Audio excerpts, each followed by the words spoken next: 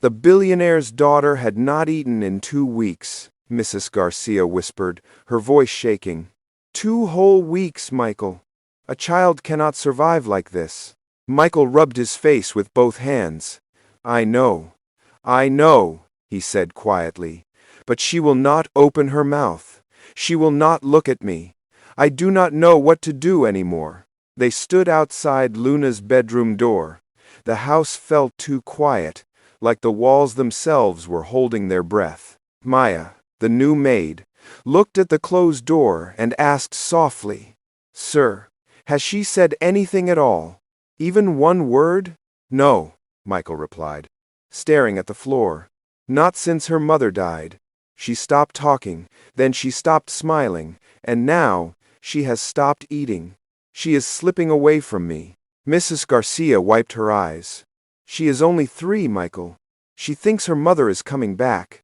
She sits there looking at the door like she is waiting for someone who will never walk in again. Michael's voice broke as he whispered, I am losing her. I can feel it. Every day she grows weaker, and I cannot reach her. I do not know how to save my own child. Maya looked at him, her own heart tight. Sir, what made her stop eating? Something must have pushed her to this point. Michael shook his head slowly. She saw her mother leave that morning and never return. She keeps saying, Mommy will come home. But she is gone.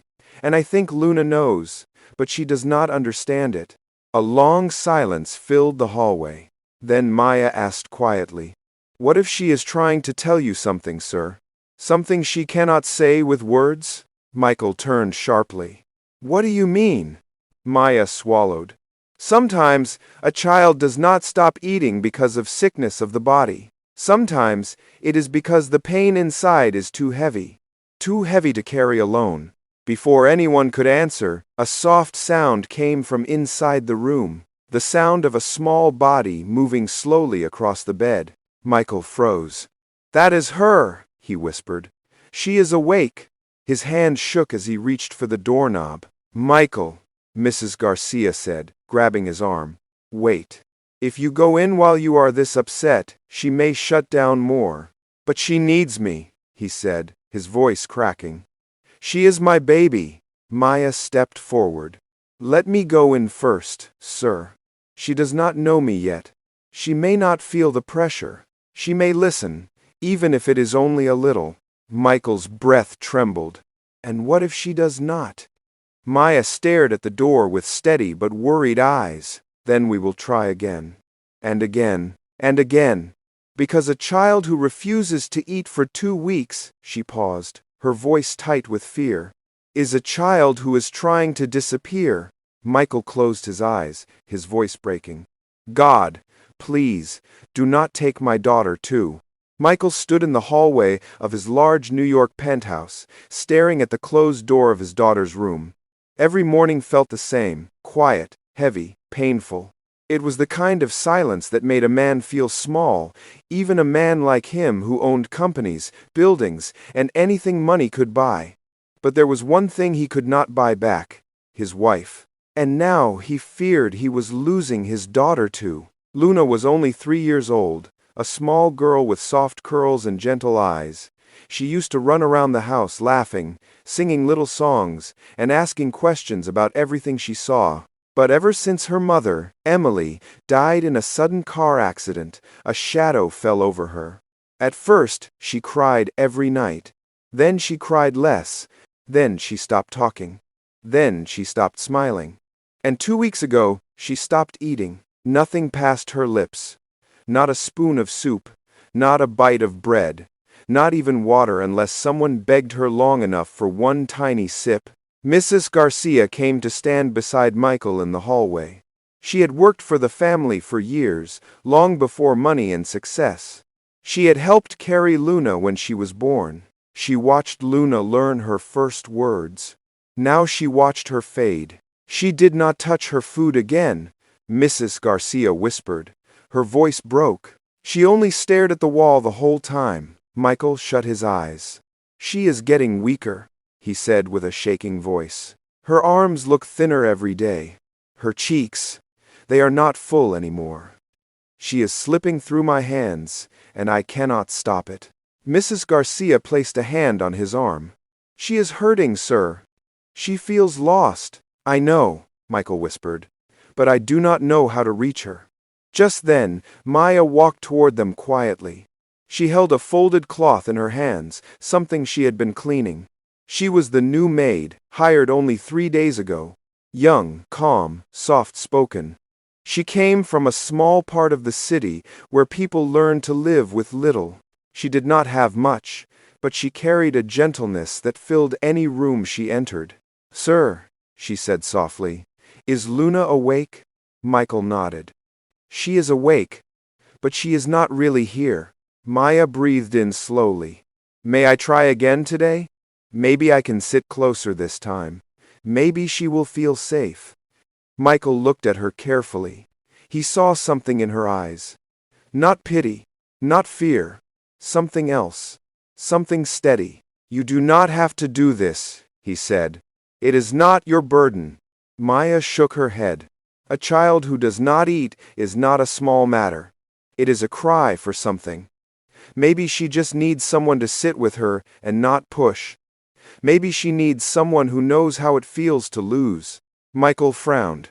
"You lost someone?" "My mother," Maya said quietly. "I was only a little girl. I did not want to eat either. I felt like the world was empty. Like I did not belong in it anymore." Michael's chest tightened. "And what helped you?" "My grandmother," Maya said. "She did not talk too much. She did not force me to smile. She only sat close to me, day after day. She ate simple food, slow and gentle, until one day I took a small bite too. Not because I was hungry, but because I felt seen." Her words hit the deepest part of Michael's heart. He rubbed his forehead. "Luna keeps everything inside," he said. "I keep thinking she will break if I say the wrong thing." Maya nodded. "Then let us sit with her. Let her see that we are not leaving." Michael looked at the door again. His hand shook when he reached for it. "Okay," he whispered. "Go. Try. I will stay outside." Maya stepped closer to the door and knocked lightly. No answer. She opened it slowly. The room was dim, lit only by a bit of daylight sneaking through the curtains. Toys sat untouched. A little dress hung on the chair, still the way Emily had placed it long ago. And on the carpet, near the side of the bed, sat Luna. Small, still, quiet. Her knees were pulled to her chest. Her eyes stared at the floor, as if nothing in the world could pull her attention back. Maya walked in gently and sat down on the floor a few steps away. She did not speak at once. She did not try to move closer. She simply breathed slowly, letting her presence fill the room in a soft way. After a long minute, she whispered, "Good morning, Luna." The child did not move. Maya continued, "I am here again. I will sit with you. I will not force you to talk. I will not force you to eat. I will only be here with you." Michael stood at the doorway watching, afraid to breathe. Maya spoke again, her voice warm and simple. "Do you know, sometimes a child stops eating because the heart feels too heavy. When I was small, I felt that way too. Food had no meaning. My chest felt tight. I wanted to disappear because my mother did not come back home." Luna's fingers twitched slightly. Maya's eyes softened. She leaned a little forward. "It is a very scary feeling. To miss someone so much that you cannot put anything in your mouth. To feel like if you stay hungry long enough, maybe you will see them again. I felt that. I know that pain." Luna's tiny head lifted just 1 inch. Her lips parted as if a word wanted to escape, but was too afraid. Michael covered his mouth, tears burning his eyes. Maya did not move closer. She let the silence stay gentle. Then she whispered, "Luna, you are not alone. You may feel alone, but you are not. Your father is right outside this door. He has not slept for days because he is scared of losing you." Luna blinked very slowly. Maya placed a hand on the carpet.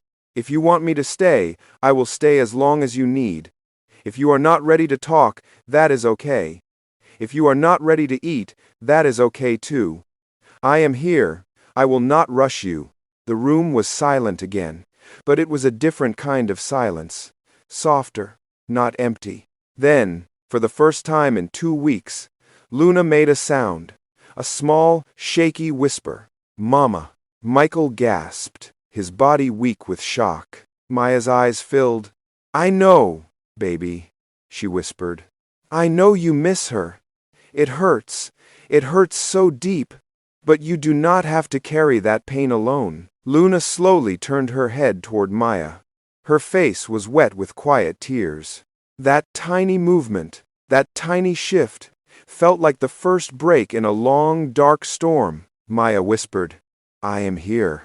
And Michael, crying silently in the doorway, finally felt a small light returning a small hope that his daughter was still reachable. Maya stayed on the floor beside Luna for a long time.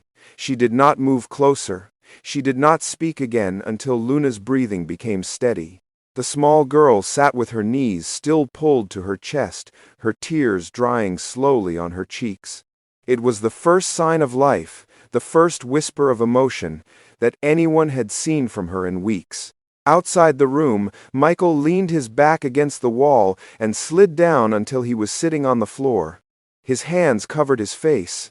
He wanted to rush inside and hold his daughter, but he was scared. Scared that if he stepped in too fast, she would shut down again. Scared that his presence would make her retreat deeper into her pain. Mrs. Garcia came up the stairs quietly and placed a soft hand on his shoulder. "Sir," she whispered. "Is she talking?" Michael shook his head slowly. "Not talking." But she moved. She cried. And she whispered something. She said, "Mama." Mrs. Garcia closed her eyes, her face full of grief. "She has been holding that inside for too long." Michael nodded, tears slipping down his face. "I did not know how to help her. I was trying to stay strong, but maybe she thought I did not care. Maybe she thought I forgot her mother." "No," Mrs. Garcia said softly. "Children do not think in long sentences. They feel. They only know what the room gives them. And this room has been full of sadness." Michael pressed his hands against his eyes. "I did not mean to fill her life with sadness. I was trying to survive too. I know," Mrs. Garcia whispered. "But she is only 3. She does not understand survival. She only understands when someone holds her." Inside the room, Maya had begun speaking again, her voice soft like warm cloth. "When my mother passed," she said gently, "I thought she would walk through the door again. I waited for days.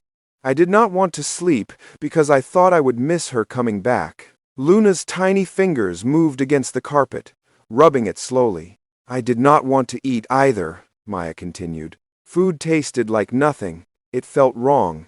It felt like my stomach had closed itself." Luna's eyes shifted just a little, as if she was listening in a quiet, private way. "But my grandmother told me something," Maya said, keeping her voice steady. "She said that food is not the enemy. Pain is. And pain makes the body weak. Pain tells you lies. Pain tells you that if you stop eating, you will go where your mother went." "But that is not true, baby. That is not how heaven works." Luna's lips trembled. Maya moved her hand 1 inch closer, not touching Luna, only placing it on the floor between them. "Heaven is not a place you reach by hurting yourself," she whispered. "Heaven is a place where people who love us want to see us grow first.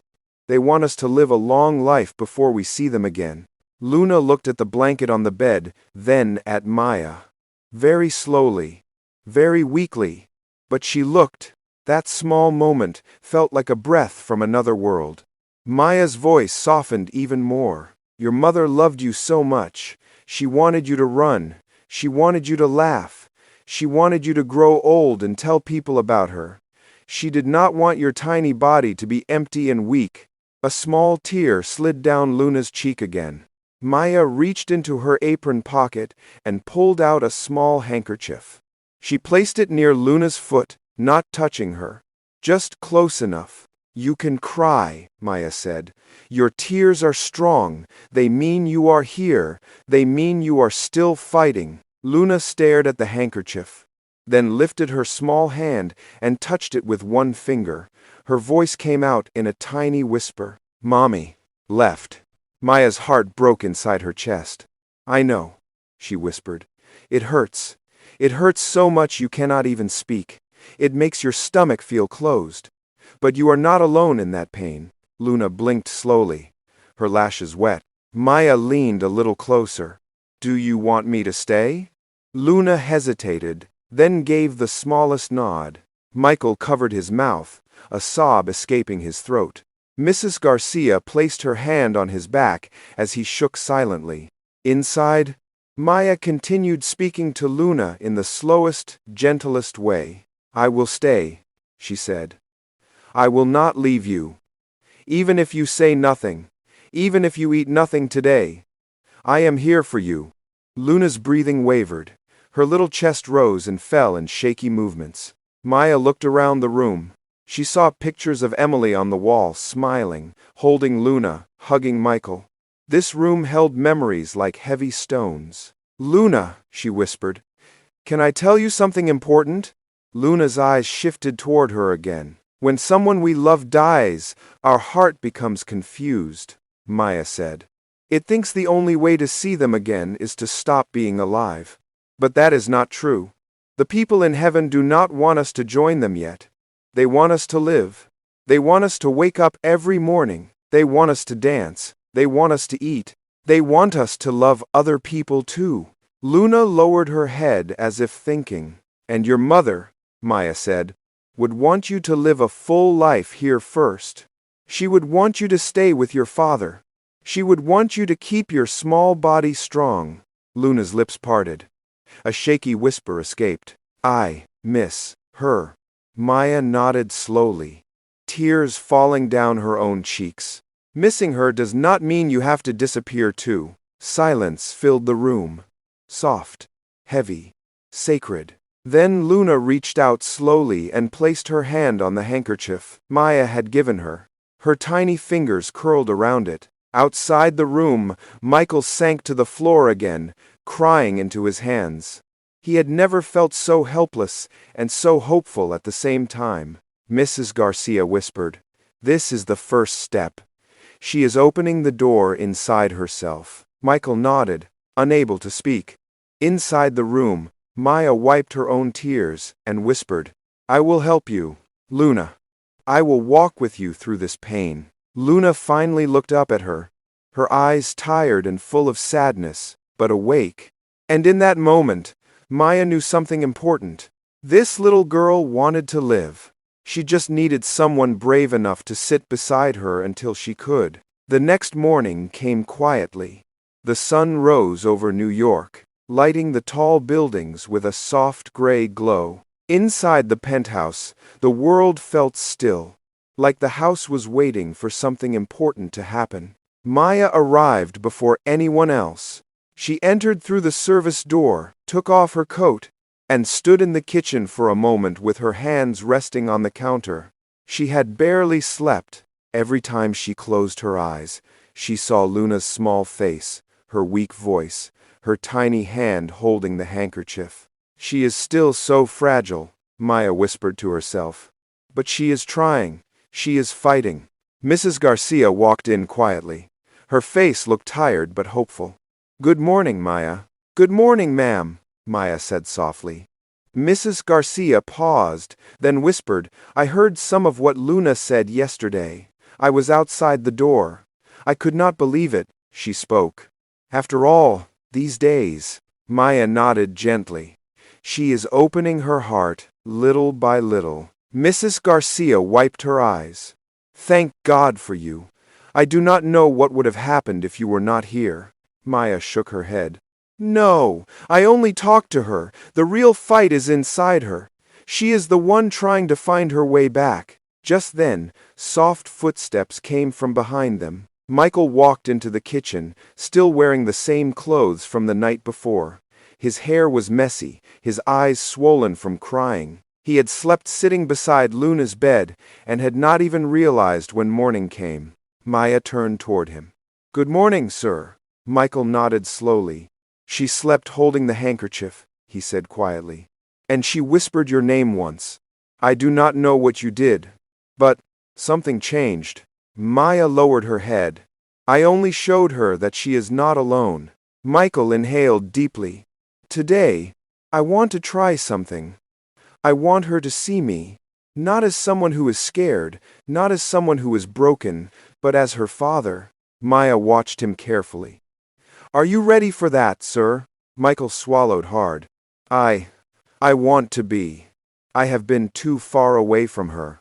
I cannot stay behind the door anymore." Mrs. Garcia touched his arm gently.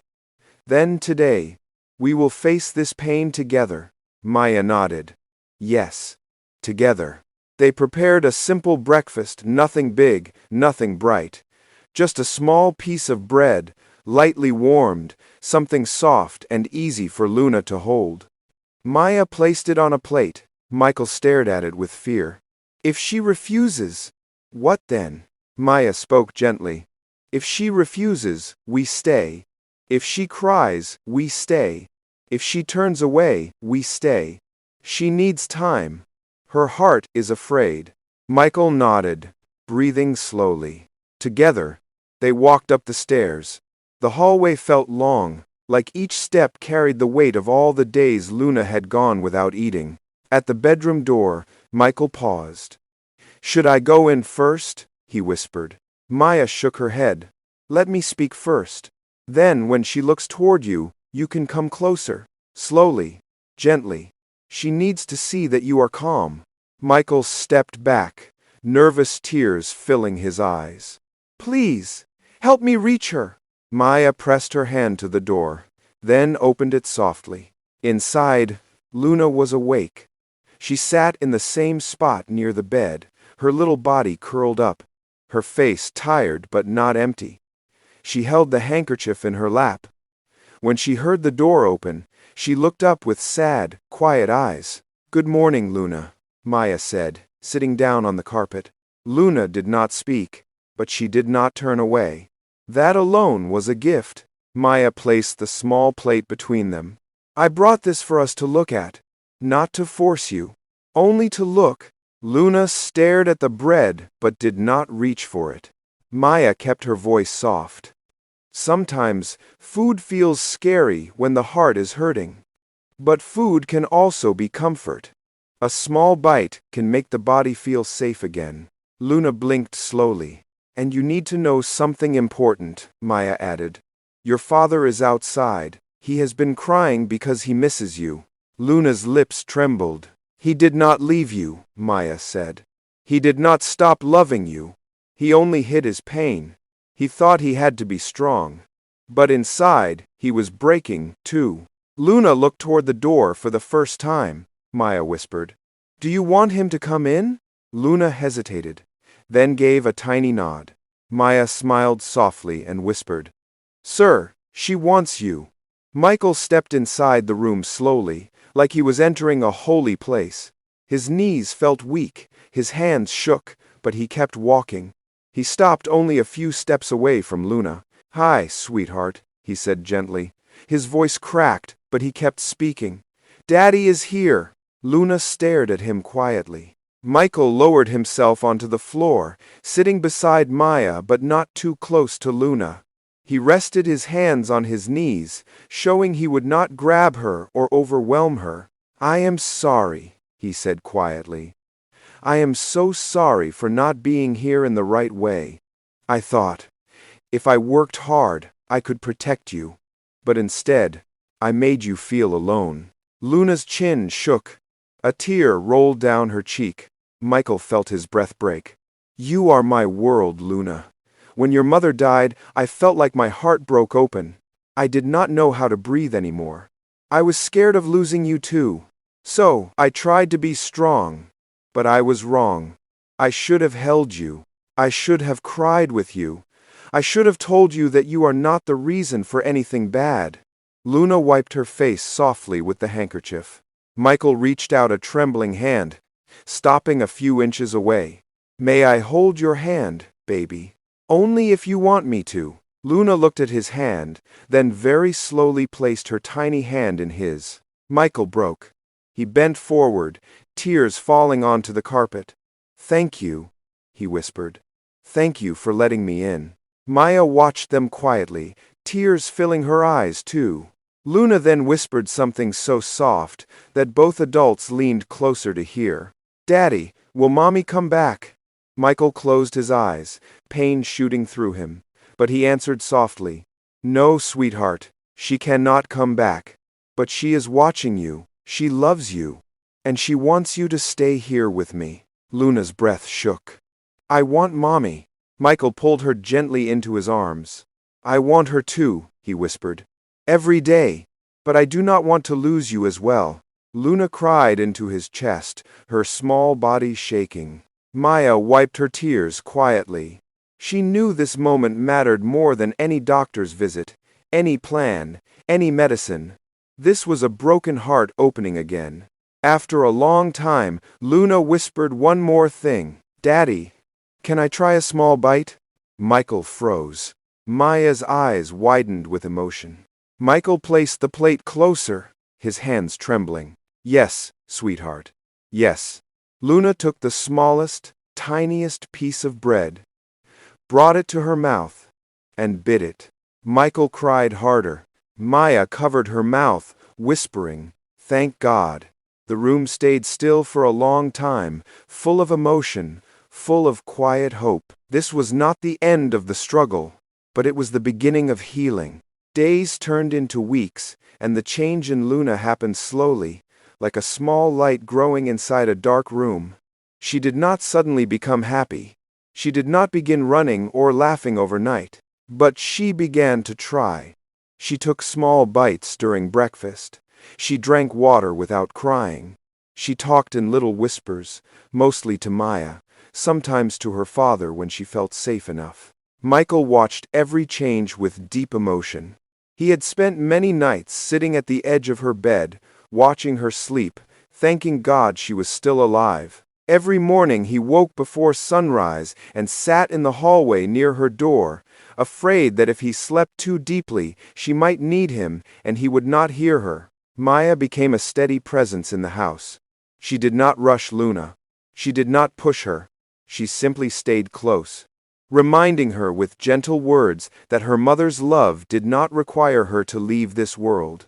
Instead, her mother would be proud of her for trying to live again. One quiet morning, a few weeks after Luna's first bite of bread, Maya prepared a simple meal in the kitchen. She made warm bread with a thin spread of butter because Luna liked the soft taste. She cut each slice into small pieces. While she worked, she heard someone enter the kitchen slowly. It was Michael. He had shaved, dressed in a clean shirt, and looked more awake than he had in months. He stood for a moment watching her work, then said quietly, I need to tell you something. Maya turned around. Yes, sir? Michael rubbed the back of his neck, searching for the right words. You have given my daughter more than I ever could. You sat with her, you touched her heart, you helped her open her eyes again. I do not know how to thank you. Maya shook her head slowly. She needed someone who did not rush her. Someone who understood her pain. That is all. No, Michael said softly. It is not all. You saved her life. And you saved mine too. Maya looked down at the counter, her hands trembling just a little. Sir, I only wanted her to feel safe. Michael took a step closer. You did more than that. You held her soul together when everything inside her was breaking. Before Maya could answer, they heard the soft shuffle of small feet. Luna peeked into the kitchen. She held the handkerchief. Maya had given her that first day. It had become her comfort, the little cloth she kept everywhere she went. Good morning, she whispered. Michael smiled and kneeled down. Good morning, sweetheart. Did you sleep well? Luna nodded and walked toward Maya, lowering her head shyly. Maya knelt too and opened her arms slowly. Luna stepped into them and hugged her tightly. Are you ready for breakfast? Maya asked. Luna nodded again, this time with a tiny smile. Maya placed the plate on the table. Luna climbed onto her chair and took a small piece of bread. She held it for a moment, then put it in her mouth. Michael watched with quiet tears. Every bite felt like a miracle. After breakfast, Luna walked to the living room and sat on the couch with her small blanket. She looked peaceful, calm. Maya went to fold laundry in the hall, while Michael stepped out onto the balcony to breathe in the cold morning air. When Maya returned to check on Luna, she found the little girl staring at a picture frame, the one with her father, her mother, and herself. Her small fingers traced her mother's face. Maya sat beside her. "Do you miss her today?" Luna nodded. "A lot." Maya placed a gentle hand on her back. "It is okay to miss her. Missing her means your heart remembers. But will the missing go away?" Luna asked quietly. Maya shook her head. "No, but it will not hurt the same forever. It becomes softer. It becomes something you can carry." Luna laid her head on Maya's arm. "I do not want her to be sad in heaven." Maya smiled through tears. "She is not sad. She sees you trying. She sees you growing. She sees you eating again. She is proud." Luna looked up. "Really?" "Yes, baby. Really." At that moment, Michael walked in and saw them sitting together. He paused. The sight of his daughter resting on Maya's arm, the calm on her face, sent a strong wave of emotion through him. He took a deep breath and said, "Luna, do you want to go to the park later?" Luna nodded, eyes widening slightly. "But only if Maya comes too." Maya smiled. "I will come." They spent the afternoon at a small park a few blocks away. The sun was bright, and children were running around, laughing loudly. Luna did not run with them, but she walked slowly between Michael and Maya, holding both their hands like she needed them to keep her steady. She sat on the swing for a long time while Michael gently pushed her. Maya stood close, watching her feet drag lightly against the ground. When they returned home, Luna curled up on the couch and fell asleep on Maya's lap. Michael watched them from across the room. He saw something he had not felt in a long time: peace. Later that night, after Luna was tucked into bed, Michael asked Maya to meet him in the living room. When she came, he stood up slowly and said, "Maya, there is something I have been wanting to say." Maya folded her hands. "What is it, sir?" Michael's voice softened. "You came into this house when everything felt dark. You brought light with you. You brought warmth. You brought hope. You helped me find my daughter again, and myself." Maya lowered her head, unsure of what to say. Michael stepped closer. "I am grateful. More than words can explain, and I care about you. Deeply." Maya's breath caught. Michael continued. "I know this may sound unexpected. I know we come from different worlds. But these past weeks, you became part of this home. Not as staff. As someone we love." Maya felt tears gather in her eyes. "Sir, I never wanted anything from you except to help Luna." "I know," Michael whispered. "That is why my heart trusts you." They stood in silence for a moment, the air full of emotion. Then Maya said softly, "Sir, I care too. I care about both of you more than I expected." Michael smiled, a soft, tired smile. "Then maybe this is the beginning of something new. For all of us." Before he could say more, Luna's small voice came from the hallway. "Daddy." "Maya." "Are you talking?" They turned to see her holding her blanket, blinking sleepily. Michael lifted her into his arms. "We were talking about how much we love you." Luna wrapped her arms around his neck. "I love you too." She looked at Maya and whispered, "And I love you." Maya placed a hand over her mouth, crying softly. They sat together on the couch, Luna in the middle, her small head resting on both of them. The apartment felt full again, not with noise, not with things, but with love. And for the first time since Emily's death, the home felt alive. Sometimes life breaks people in quiet ways, Not with loud noise, but with slow pain that hides inside the heart. Little Luna was not trying to be difficult. She was not trying to hurt anyone. She was only trying to find her mother again, in the only way her small mind understood. But love has a way of finding us through the most unexpected hands. Maya walked into that home as a maid, but what she carried inside her was much bigger. She carried understanding. She carried patience. She carried the kind of love that does not shout, but heals slowly, step by step. Because of her, Luna chose to live again. Because of her, Michael found his daughter again. And because of her, a broken house became a home. This story reminds us that healing does not always come from money, or experts, or perfect plans. Sometimes healing comes from someone who is willing to sit in the pain with you, someone who listens, someone who stays. If this story touched your heart, please like the video, subscribe to the channel, and tell us in the comments where you are watching from. And most importantly, tell someone you love that they matter. You never know. Your voice might be the thing that saves them.